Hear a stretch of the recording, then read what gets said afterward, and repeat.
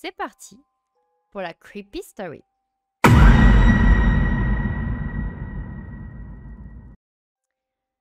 Donc les amis, aujourd'hui, encore une fois, vous savez, j'aime bien changer de thème. J'aime bien vous trouver des trucs qui puissent à la fois vous intéresser, vous effrayer et vous apprendre des choses, parce que ça peut toujours être intéressant. Et donc, aujourd'hui, ça va pas être vraiment un thème très effrayant par rapport aux autres lights. Ça va pas être une enquête criminelle ou des threads d'horreur, des histoires qui font bien flipper. On va plus être dans l'apprentissage aujourd'hui, parce que moi-même, je l'ai été en faisant ces recherches. Et nous allons, enfin, je vais vous parler aujourd'hui des superstitions. Mais pas des superstitions qui existent, parce qu'on sait très bien quelles superstitions il y a, mais plutôt d'où elles viennent. Parce que on a tous entendu à table, ou par nos parents, ou par nos grands-parents, oui, ne passe pas sous une échelle, ne laisse pas le pain retourner, si tu casses un miroir, tu vas avoir 7 ans de malheur. Je pense qu'on y a tous eu le droit. Alors, notamment le pain, hein, je pense notamment au pain, puisque moi, ma mère avait un vrai problème avec ça quand j'étais petite, c'est que si je m'avais le malheur de mettre le pain 5 minutes à l'envers, voilà, je pense que même la fin du monde, c'était moins grave, quoi. Voilà, donc voilà. Mais vous allez vous rendre compte quand même que j'ai choisi 5 superstitions qui sont quand même très courantes dans notre vie quotidienne. Et vous allez vite vous rendre compte, pour ceux qui ne savent pas d'où elles viennent, et je pense que vous êtes beaucoup dans ce cas-là, parce que moi-même je l'étais, qu'elles sont tout bonnement ridicules. C'est vraiment... on est vraiment dans un truc qui n'a ni queue ni tête, et pourtant c'est des trucs qui perdurent depuis des siècles et des siècles et des siècles, alors qu'à l'origine c'est des trucs où potentiellement on n'y croirait pas. Voilà, donc je vais vous faire un petit peu de connaissances aujourd'hui, parce que je me suis dit que ça restait quand même dans le thème de Creepy Story, les superstitions, puisque c'est quand même relié plus ou moins à du paranormal, plus ou moins à du malheur, etc. et tout. Donc, je me suis dit que c'était une bonne idée. Donc, j'ai pris vraiment des expressions, enfin, des superstitions très connues, très courantes, pour qu'on puisse, que je puisse vous expliquer d'où ça vient et à quel point c'est n'importe quoi. Voilà. Alors, on va commencer, les gars, par l'une que j'ai beaucoup entendue, moi, petite. Plus petite que adulte, c'est que passer sous une échelle, ça portait malheur. Eh bien, donc oui, passer sous une échelle. Donc c'est vraiment une expression, enfin, une superstition que j'ai entendue 1 milliard de fois quand j'étais jeune. Mais vraiment quand j'étais petite, pour le coup, c'était vraiment plus axé quand j'étais petite. Coucou mon Guigui, ça va? Et je me demandais sur quoi c'était basé. Et la seule réponse qu'on me donnait à chaque fois, c'était ça porte malheur. Alors oui, c'est bien de me dire ça, mais pourquoi ça me porte malheur? Parce que c'est important de savoir d'où ça vient. Et bien, vous allez découvrir que c'est tout bonnement ridicule. Voilà. Il y a plus ou moins 3 raisons à cette superstition. Et on va commencer par la première et visiblement la plus importante au niveau signification, visiblement.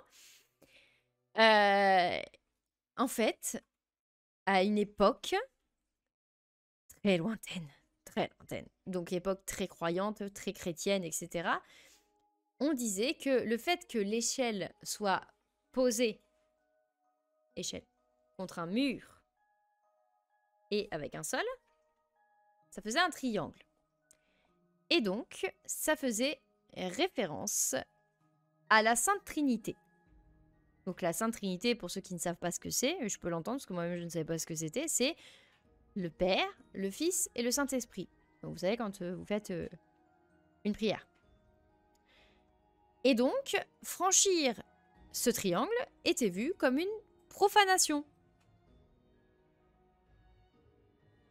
Alors, à l'époque, je dis pas pourquoi pas, puisque c'était vraiment une époque où ils étaient vraiment très croyants, qu'il y avait vraiment beaucoup de chrétienté, etc. et tout.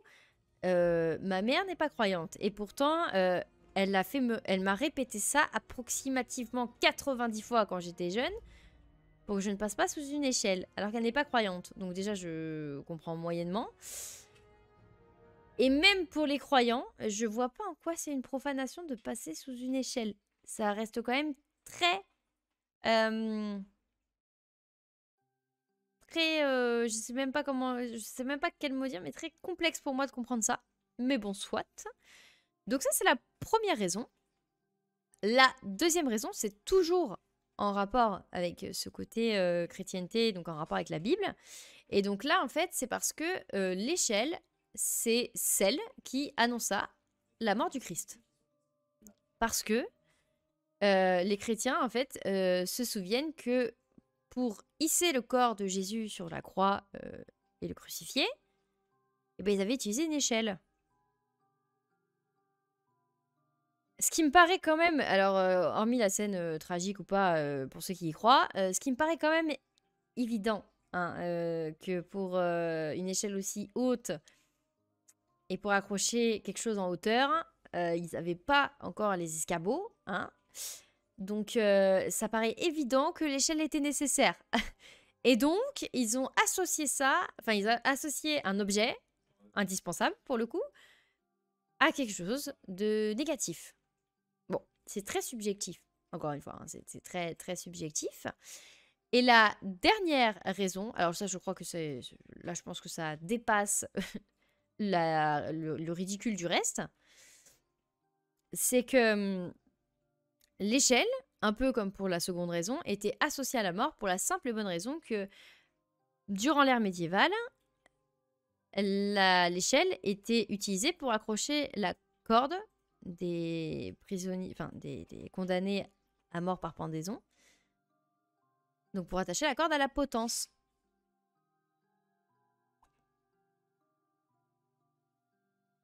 Donc déjà, tu as forcément besoin d'une échelle pour accrocher la corde à la potence.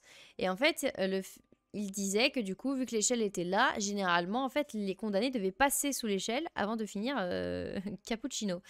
Mais encore une fois, c'est... Pourquoi? Non, parce que l'échelle est nécessaire. Je veux dire, fallait bien pouvoir accrocher la corde, pour ces malheureux ou pas, hein, parce qu'on sait pas pourquoi ils étaient là. Et il n'y avait pas trop le choix. En fait, ils n'avaient pas monté sur un toit. Du coup, s'ils étaient montés sur un toit, bah, du coup, c'est les toits qui auraient porté malheur, du coup. Donc voilà la première superstition. Alors, je sais pas ce que vous en pensez, mais actuellement, j'ai plus du tout peur de passer sous une échelle parce qu'il n'y a aucune des trois raisons qui m'inquiète. Mais vraiment pas. Parce que pour moi, bah, une échelle, c'est juste une échelle, un objet qui me permet de monter à un endroit où je ne peux pas atteindre. Et vu ma petite taille, vous vous doutez bien que c'est régulièrement utilisé. On passe à la seconde superstition, la fameuse « casser un miroir te porte malheur pendant 7 ans ». Alors là, on envoie du lourd. La première explication à ça, c'est que chez certaines personnes, enfin pour certaines personnes, les démons se réfugiaient dans les miroirs et que casser un miroir, ça les libérait. Voilà, pas plus, pas moins. Je n'irai pas plus loin sur ce sujet. Mais on en est là. Hein, voilà. La seconde explication, c'était... Alors, apparemment, ça viendrait de l'Empire romain. Pour vous dire à quel point c'est... On peut y aller. Et en fait, à l'époque, donc sous l'Empire romain, les gens croyaient que les miroirs, qui apparemment étaient rares à l'époque, étaient l'image du corps, mais aussi des âmes, en fait. Et que casser son reflet, bah c'était casser son âme. En fait, c'est un peu spirituel, mais en gros, c'était briser son âme. Donc, du coup, ben, tu abîmais ton âme. Pourquoi voilà, donc comme quoi quand même l'histoire de croire aux esprits, aux démons, aux poltergeists, enfin etc., aux mauvais, au côté bon et mauvais des esprits, etc. et tout, ça remonte à loin, hein, parce que vous vous rendez compte que ça date quand même de l'Empire romain, donc ça fait un pétard de temps que c'est là, quoi.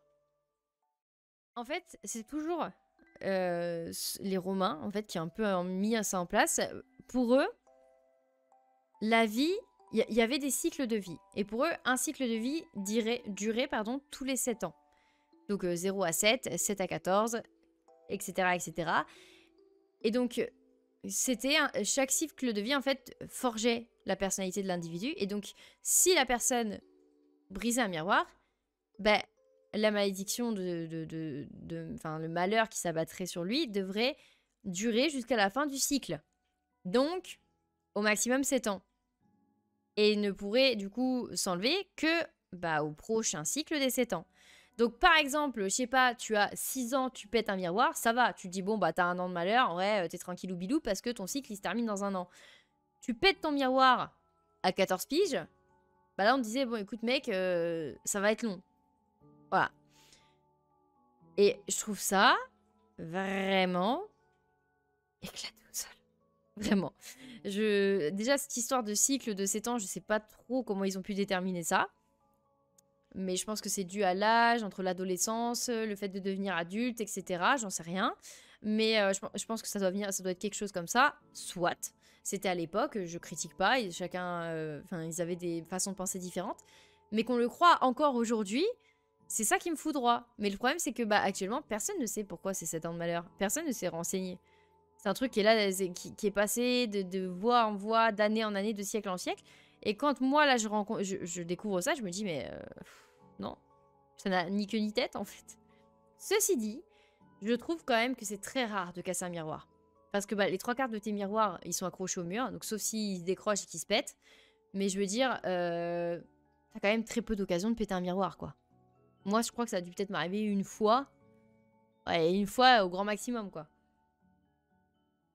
Ensuite, nous allons passer à la croyance numéro 3, enfin à la superstition numéro 3, à laquelle Asher croit encore à son grand âge de 40 ans.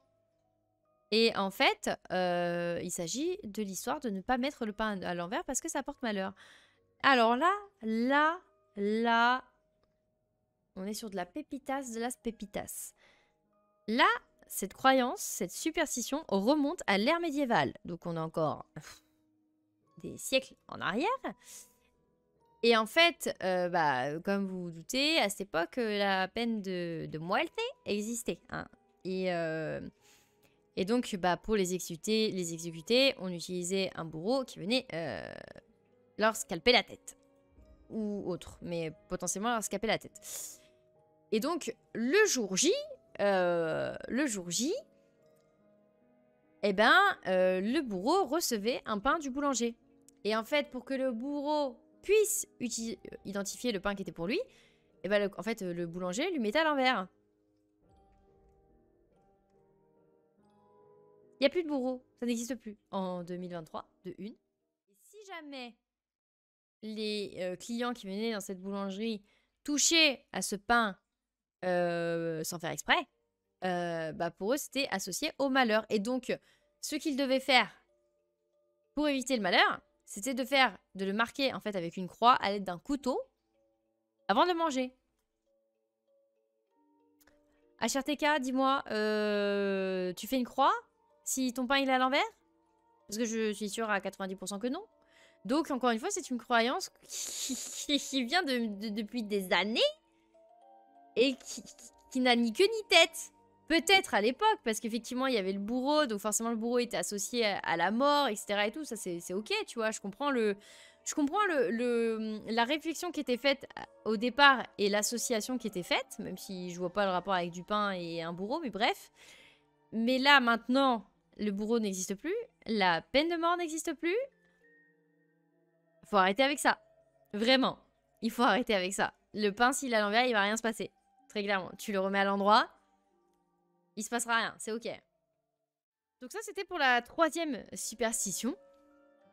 Et on va attaquer l'avant-dernière, donc la 4e, qui est répandue bien plus que vous ne le pensez. Les chats noirs. Sachez que moi, je croyais qu'actuellement, en 2022-2023, les chats noirs ne posaient plus problème à personne. Vraiment, sincèrement, parce que je me suis dit que la mentalité avait évolué et qu'on avait un cerveau qui avait poussé entre-temps quand même. Eh ben non. Il y a énormément de refuges où en fait les chats noirs ne sont pas adoptés. Tous les autres chats vont partir relativement vite.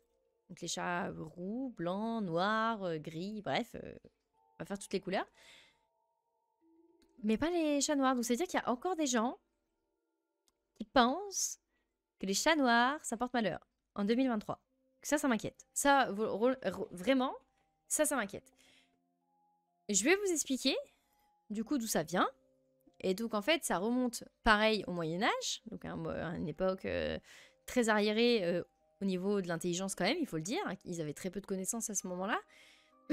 Et les chats noirs étaient représentés comme les compagnons des sorcières.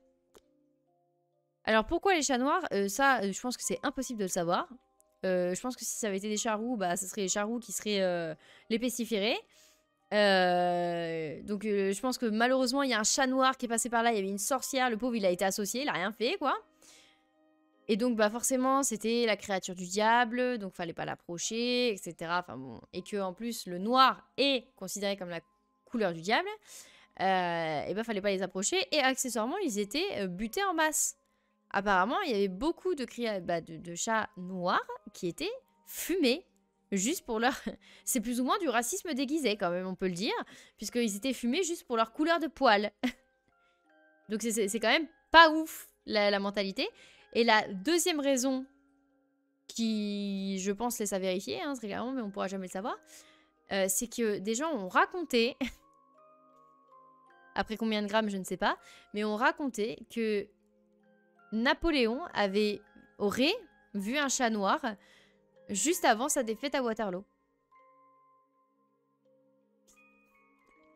Ça se trouve, il a pas vu de chat, de une. Ça se trouve, c'était pas un chat et c'était tout bonnement autre chose.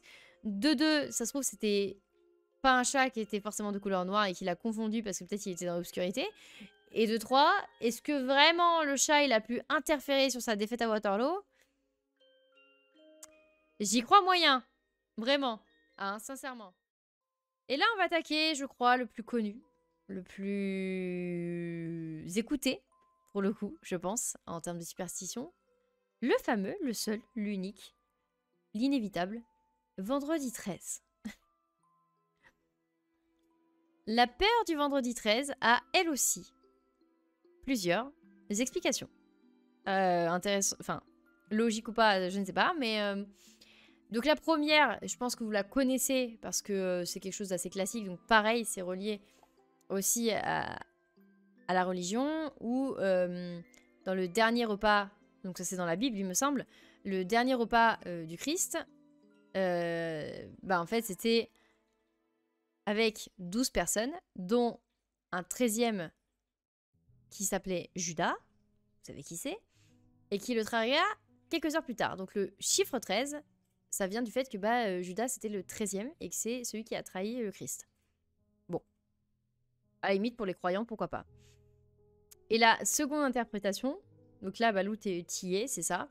C'est en fait le vendredi 13 octobre 1307, Philippe le Bel fait arrêter tous les Templiers de France et les condamne à mort. Voilà. Et avant de monter sur le bûcher, le grand maître des Templiers, donc le boss des boss, Jacques de Molay, aurait... comment dire, proférer une phrase pour lui porter malheur et lui aurait dit, avant de mourir, vous serez tous maudits jusqu'à la 13e génération. Et paraît-il que suite à ça, y a une succession de malheurs qui s'est abattue sur la famille royale. Est-ce que vraiment c'est possible? Je reste très perplexe. Je sais qu'il est réellement possible en 2023 de souhaiter le mal à quelqu'un et qu'il lui arrive du mal par 1000 solutions possibles. Mais pour l'époque, ça me paraît un peu tiré par les cheveux. Après, je me dis, c'est plus ou moins lié un peu au paranormal. Donc, il a quand même fait tuer des personnes en masse, de manière quand même relativement violente, hein, parce que forcément, est condamné, c'était le bûcher, pour en tout cas cette exécution. Donc, c'est quand même pas une mort rapide. On peut se dire que peut-être qu'ils ont continué, en fait, les Templiers, d'hanter la famille en question, hein, la famille royale. Je suis très mitigée, mais je trouve, à la limite, cette explication assez sympa pour le vendredi 13, bien plus que l'histoire de la mort du Christ, puisque je ne suis pas croyante, du coup. Donc, moi, ça ne m'atteint pas. Mais en tout cas, pour le truc des Templiers, j'ai trouvé ça intéressant. Et je ne savais pas du tout, pour le coup.